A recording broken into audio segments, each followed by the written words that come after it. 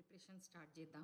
So నేను ఏం చేస్తా అంటే 2 సార్లకి కలిపి పెట్టేసుకుంటా ఈ హెన్న విత్ కాఫీ. ఓకే, ఎందుకంటే చాలా తొందరగా పోతుంది ఇది, ఎందుకంటే న్యాచురల్ కదా. ఇక్కడ చూడండి, ఇగో ఇది ఉండదు ఎక్కువ రోజులు, వారం 10 రోజులే ఉంటుంది.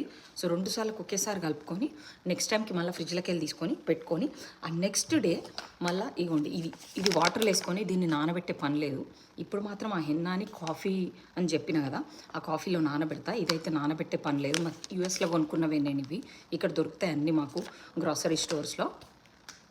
సో ఇప్పుడు మిక్సింగ్ చూద్దాము. ఇగోండి కాఫీ, ఎందుకు ఇన్ని స్పూన్లు పెట్టినా అంటే బరువు పెట్టిన దాని మీద, కాఫీ ప్యాకెట్ మీద. సో ప్యూర్ కాఫీ వచ్చింది. ఇప్పుడు మనకు దీన్ని ఇందులో పోసేసి ఇంకేమయ్యా నేను ఉత్త కాఫీ అనే చెప్పొచ్చు. అసలు డల్లాస్ వెదర్ అయితే చాలా బాగుంది. ఇప్పుడు 18 degrees ఉంది.